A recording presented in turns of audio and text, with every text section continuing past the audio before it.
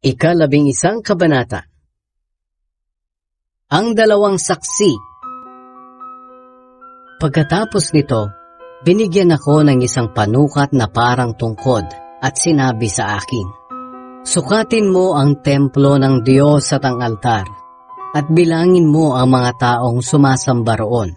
Pero huwag mong sukatin ang labas ng templo, dahil inilaan iyan para sa mga taong hindi kumikilala sa Diyos.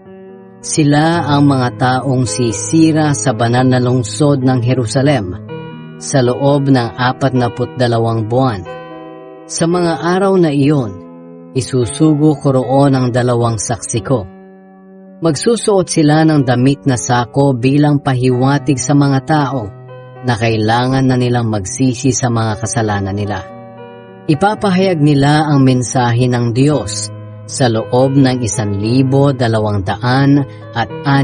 araw. Ang dalawang saksing ito ay ang 2 punong olibo at 2 ilawan sa harap ng Panginoon ng buong mundo.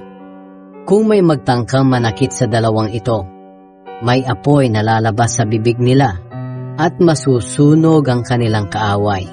Ganyan papatayin ang sino mang magtangkang manakit sa kanila. May kapangyarihan silang pigilin ang ulan upang hindi umulan habang nagpapahayag sila ng mensahe ng Diyos. May kapangyarihan din sila na gawing dugo ang mga tubig at magpadala ng lahat ng uri ng salot sa mundo anumang oras na gustuhin nila. Pagkatapos nilang ipahayag ang mensahe ng Diyos, makikipaglaban sa kanila ang halimaw na galing sa kailaliman. Tatalunin at papatayin sila ng halimaw.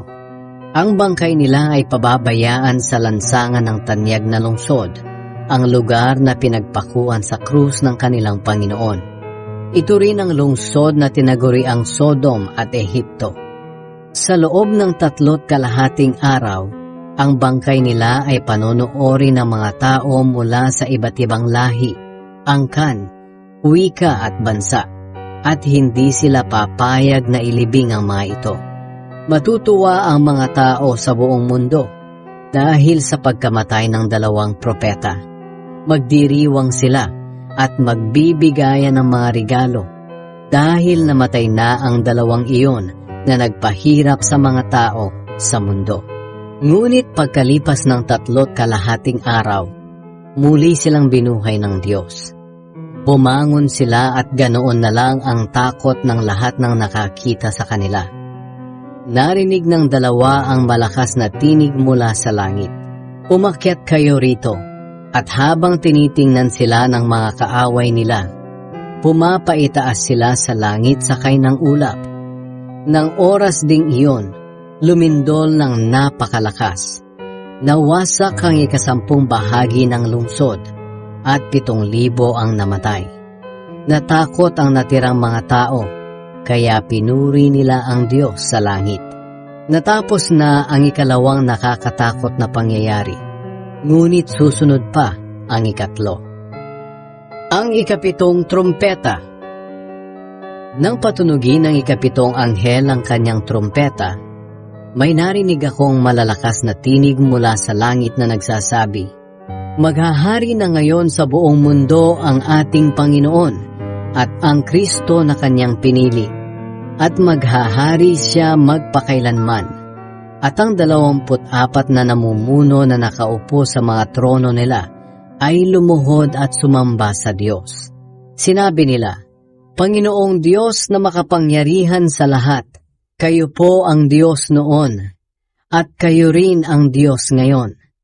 Nagpapasalamat kami sa inyo dahil ginamit nyo na ang inyong kapangyarihan at nagsimula na kayong maghari ngayon sa mundo. Galit na galit ang mga taong hindi kumikilala sa inyo dahil dumating na ang panahon upang parusahan nyo sila. Panahon na upang hatulan nyo ang mga patay at bigyan ng gantimpala ang inyong mga lingkod, mga propeta, mga pinabanal, at ang lahat ng may takot sa inyo, dakila man o hindi. At panahon na rin upang lipulin ang mga namumuksa sa mundo. Pagkatapos, Binuksan ang templo ng Diyos doon sa langit, at naroon sa loob ang kahon ng kasunduan. Kumidlat, kumulog, umugong, lumindol at umulan ng yelo na parang mga bato.